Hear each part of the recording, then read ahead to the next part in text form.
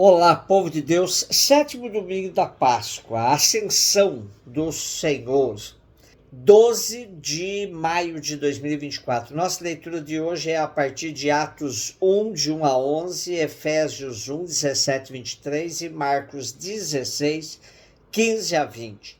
Lucas, o autor do terceiro evangelho e de Atos dos Apóstolos, termina seu evangelho relatando a ascensão de Jesus e começa o Atos também com esse evento. Teófilo é o destinatário das duas narrativas. Na de Atos, ele acrescenta novos detalhes. Jesus elevou-se à vista deles e uma nuvem escondeu a seus olhos. E estando de olhar fito no céu, enquanto Jesus subia, eis que aparecem dois homens vestidos de branco que disseram: Homens da Galiléia, por que estáis a olhar para o céu? Esse Jesus que do meio de vós foi elevado ao céu, virá do mesmo modo que o vistes ir para o céu. A nuvem que se interpõe entre os olhos dos discípulos e Jesus simboliza o primeiro testamento, que ao mesmo tempo revela e encobre o mistério de Cristo.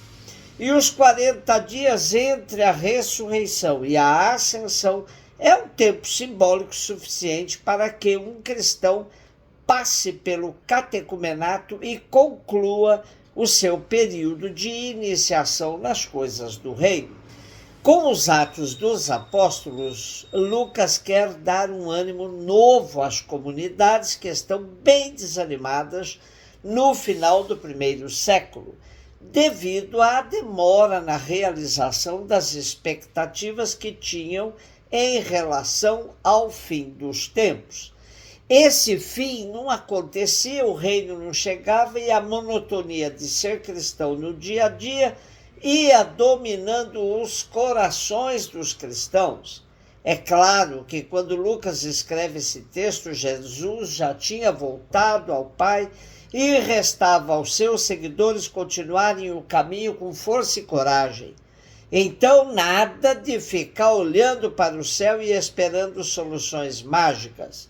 É hora de olhar o chão da vida e assumir as responsabilidades históricas, de tornar visíveis os sinais do reino aqui e agora. Efésios 1, 17 e 23. A carta aos Efésios apresenta fatos da época do apóstolo Paulo e outros posteriores. Trata-se de uma carta num tempo em que o apóstolo já vê como concluída a sua missão no Oriente. Paulo apresenta a igreja como um corpo, cuja cabeça é o Cristo. Trata-se do Cristo exaltado pelo Pai e colocado acima de tudo, e ao mesmo tempo por dentro de todo o corpo, a plenitude daquele que possui a plenitude universal. Cabeça e plenitude. O termo em grego aqui é pleroma, que tem esse sentido de fazer com que todo o corpo esteja impregnado de Cristo. Isso sustenta a esperança que todos os cristãos fomos chamados, a certeza de que recebemos do Pai como herança sua a vida eterna. É para selar a comunhão com o Pai que o Cristo subiu aos céus, lugar de poder e honra correspondentes aos do Pai. Marcos 16, 15 a 20. Jesus se manifestou aos 11 discípulos e disse-lhes: Ide pelo mundo inteiro, anunciai o evangelho a toda criatura. Quem crer e for batizado será salvo, quem não crer será condenado. Os sinais que acompanharão aqueles que crerem serão estes: expulsarão demônios em meu nome, falarão novas línguas. Se pegarem em serpentes ou beberem algum veneno mortal, não lhes fará mal algum. Quando impuserem as mãos sobre os doentes, eles ficarão curados. Depois de falar com os discípulos, o Senhor Jesus foi levado ao céu e sentou-se à direita de Deus. Os discípulos então saíram e pregaram por toda parte. O Senhor os ajudava e confirmava sua palavra por meio dos sinais que a acompanhavam. Quem lê todo o Evangelho de Marcos, sobretudo na sua língua original, o grego, percebe que depois do versículo 8 começa uma nova narrativa, indicando que se trata de um acréscimo posterior. Isso é comprovado pela ausência de Marcos 16, de 9 a 20, dos manuscritos mais antigos.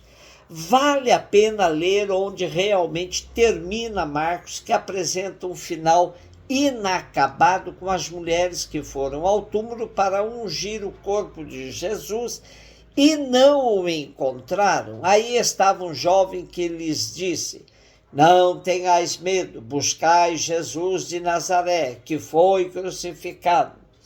Ele ressuscitou, já não está aqui, eis o lugar que o depositaram. Mas ide dizei aos discípulos e a Pedro que ele vos precede na Galiléia. Lá o vereis como vos disse. Frente a esse quadro enigmático, pedra rolada, túmulo vazio, jovem de vestes brancas, as mulheres ficaram trêmulas e amedrontadas e a ninguém disseram coisa alguma por causa do medo. Esse é o final autêntico do Evangelho, que termina sem terminar, deixando a nós a tarefa de concluí-lo.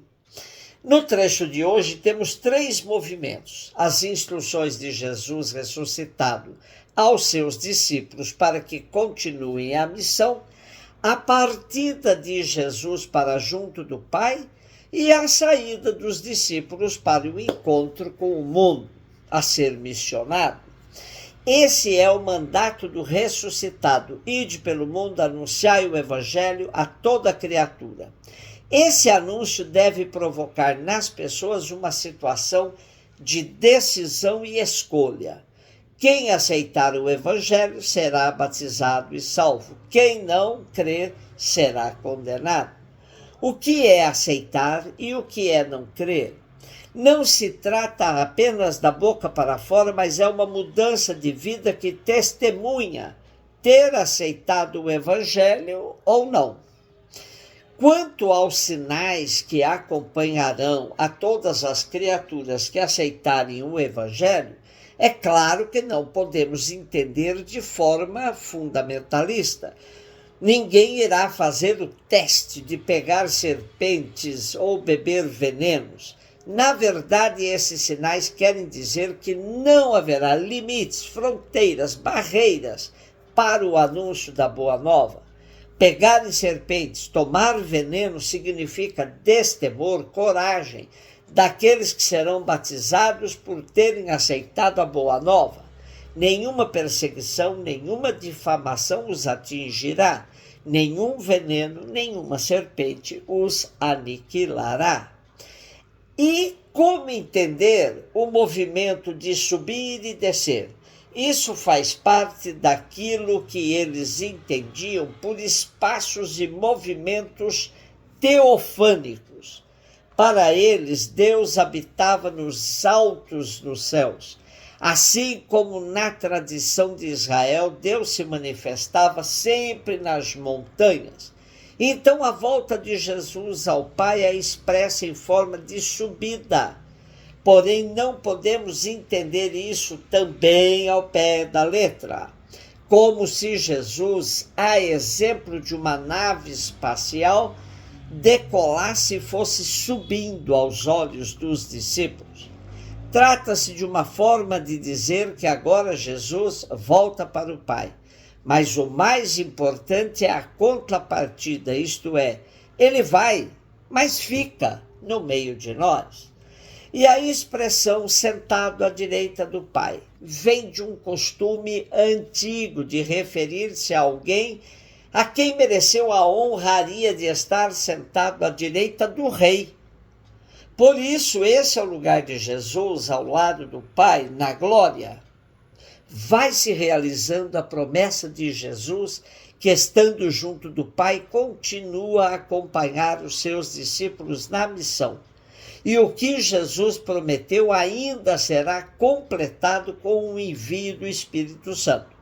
O Pai e o Filho enviarão ainda o Paráclito, ou seja, o advogado, que defenderá os discípulos no momento da perseguição e lhes dará as palavras certas na hora certa. A ascensão é uma ausência-presença, pois fisicamente Jesus volta ao Pai, mas espiritualmente ele se torna onipresente. E é com essa presença permanente que os discípulos e nós contamos para agir em nome de Jesus, certos de que ele está no meio de nós. Um beijo no seu coração.